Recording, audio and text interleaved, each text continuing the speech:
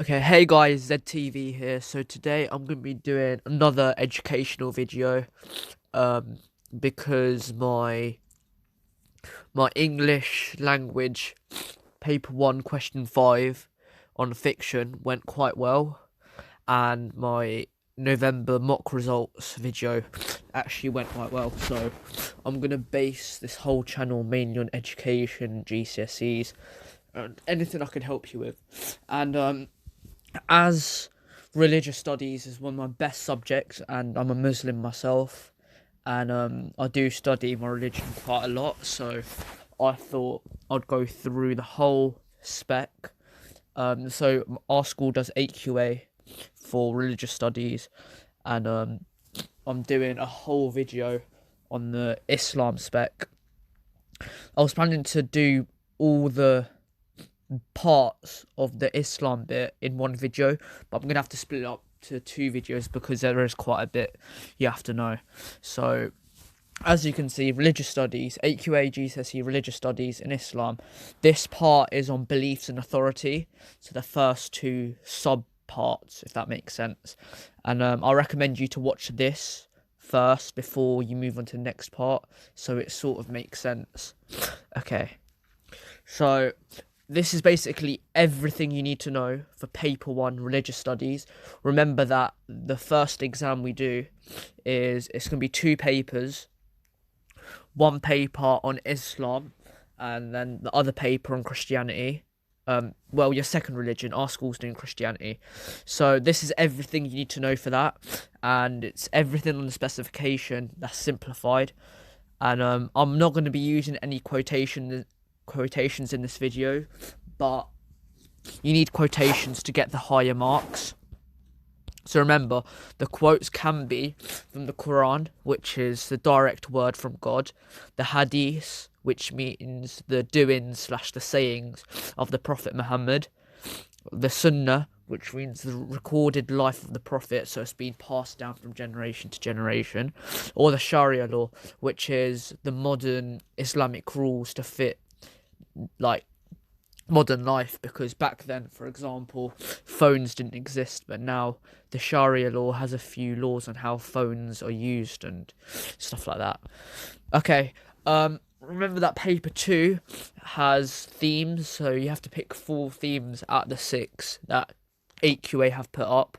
I just need to say that I'm a bit ill, so my voice, or if I sneeze halfway through the video, I'm sorry. So there can be links between what I'm going to say in this video to what are in the themes. So for example, for pilgrimage, you can say they wear white for purity and equality. Okay, so let's go. So remember that each religion is marked out of 48. So my school does Christianity and Islam, which is 96 marks in total. And then there's 4 themes to study, which I'll do in a later video. And I might do a whole Christianity specification simplified video soon if this does well. Or if people want it, like if you find this video helpful, then hopefully I hope to do one on Christianity.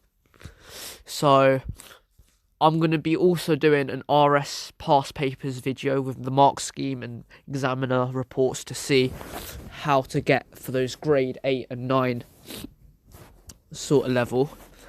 So as you can see here, I've printed out the AQA spec and I've edited it.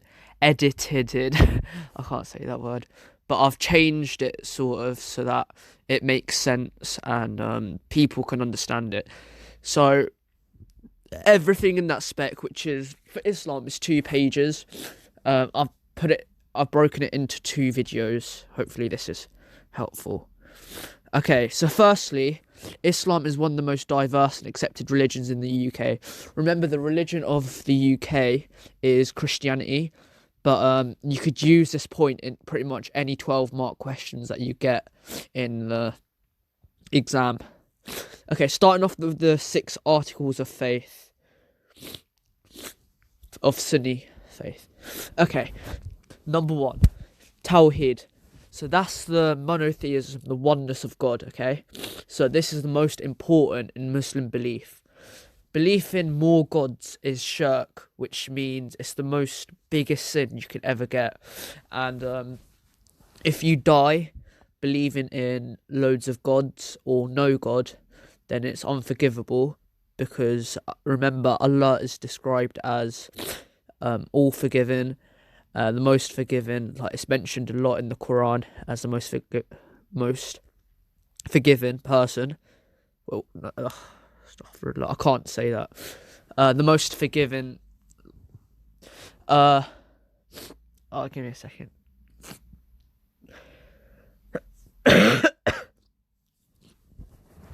Yeah, so he's described as really merciful and really forgiving. So he's mentioned a lot in daily life. So people say Allahu Akbar, which means Allah is the greatest. They also say that during prayer. Alhamdulillah, like me sneezing, praise be to Allah. So like, if I sneeze and I say Alhamdulillah, it means I sneezed, which I can use for sneeze. I'm so sorry, I'm just so ill, I can't think properly. Some people may say astaghfirullah, which means seek forgiveness. For example, if they do something bad themselves, or if they see someone do something bad. So qualities, okay. So the main 5 qualities is, well, the ones that I recommend you should know is omnipotent, omnibenevolent. Those 2 link to Christianity as well, so you can use them for both. The way I remember omnipotent is omni has a P in it, omnipotent, and powerful has a P in it, and omnibenevolent you have to know. And then you got like omniscience. I think science is quite knowledgeable, so all-knowing. And there's another one, omnipresent, like presence, like everywhere. That's in Christianity as well. And then you got merciful, creator, and fairness, which is quite self-explanatory. So during prayer, people use beads of 33 or 99. I've got those as well. And for saying various respected names, for example, they may say Allahu Akbar 33 times, or Alhamdulillah like 99 times, depending on what you want. Okay, so that's basically everything you need to know for the first belief. Okay, so the second belief is angels, which is also known as Malaika in Arabic. They're made out of light. They cannot disobey Allah, which means they don't have any free will, unlike humans. The number of them made is unknown. Only Allah knows how many have been made. So the angels that says in the spec you have to learn about is Jibreel and Mikael. So Jibreel brought down the Quran to the Prophet Muhammad over 23 years from the night of power, in Arabic also known as Laylatul Qadr. And this angel told Mary, that she's pregnant from miracle virgin birth, which was Prophet Isa, also known as Jesus. Mikael is in charge of food, rain, and rewards people. So he's known as the sort of good angel, because he's really generous. So he gives a lot. The other 2 angels that are good to learn, you don't have to, is Israel and Israfil. Israel is the angel of death. So when someone dies and their soul's about to go up, he's the one in the grave that takes it to Barzakh, which is the waiting room, the purgatory, I think it is in Christianity. The waiting room until the day of judgment, where the soul is judged. And then you got Israfil, which is the angel that will blow the trumpets, commence the day of judgment. The day of Qiyamah, that's just Arabic. Qiyamah is Arabic for judgment. Number 3, prophets. So prophets send the message of Allah around the world. Respected, sinless people, but they are never worshipped. So they're pretty much perfect role models for people to look up to. So you need to learn 3 prophets, it says in the spec. And briefly, you need to know that Adam is the first human, and he built the first Kaaba, which is the holy black cube that people go to during pilgrimage. Ibrahim came to the world to destroy many idols and showed faith in Allah by almost sacrificing his son. But Allah switched Ismail which is Ibrahim's son Ismail, for a lamb on the last second. And this is described, people now celebrate this as Eid al-Adha, the festival of sacrifice. I'll talk about Eid al-Adha later in the festivals part. So Allah told Ibrahim to sacrifice his son, but the devil was telling him not to. So Allah was testing how strong his faith was, and he was going to do it for Allah. Even Ismail said that, go ahead, if Allah wants it, it has to be done. But Allah switched it for a lamb instead. That's why on Eid al-Adha around the world, loads of people sacrifice like lambs and sheep. And I'll talk about, there's more detail you have to know about Eid al-Adha, but I'll talk about that later. So considered the most important prophet is Prophet Muhammad, who was the last prophet on earth after about 124,000 prophets were sent. He's described as the most influential person in history, and sent down I'm sorry sent down with the main message of Islam is the true religion, Christianity and Judaism is corrupted. Basically, before, Islam is one of the newest religions, now over 1,400 years old. Christianity, Judaism used to be the old Islam, if it makes sense, but Muslims believe that their message has been completely corrupted. Their people are not following the proper way of life, and their religion is void. So Islam's the only accepted religion in the world now. Another useful prophet to learn is Isa, aka Jesus.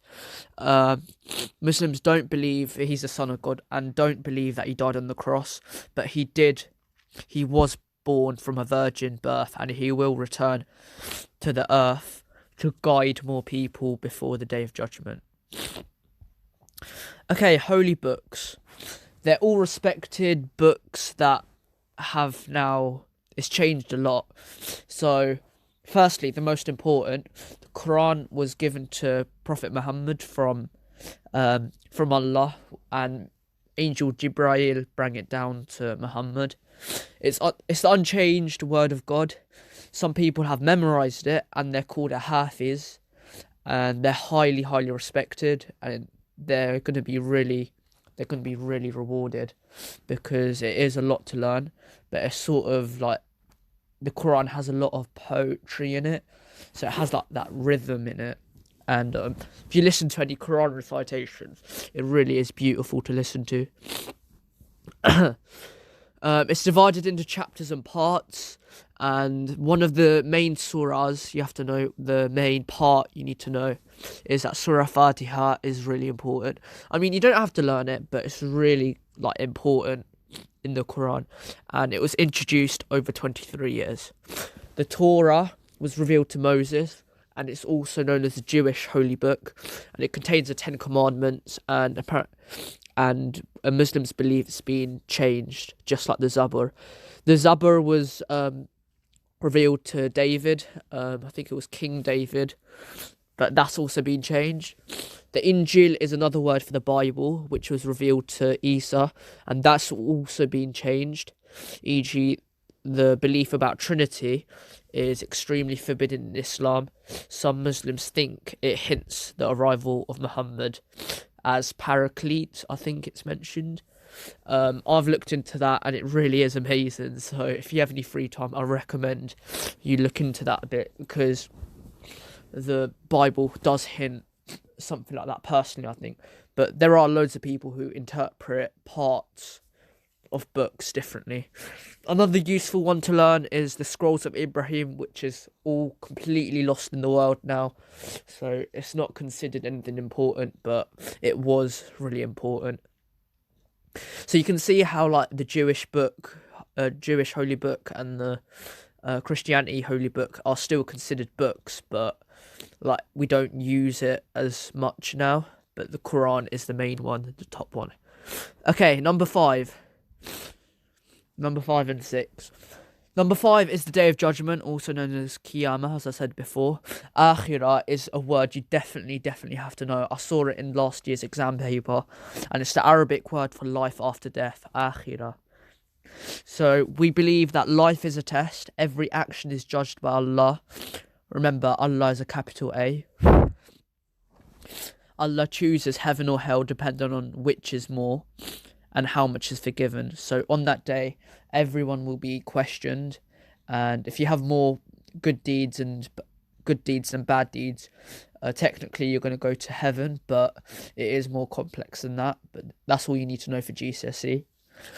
Lastly, the last article of faith, you have to know that Allah's supremacy, omniscience, as I said, you can remember all-knowing by looking at the science bit. Science is quite all-knowing, that he already knows.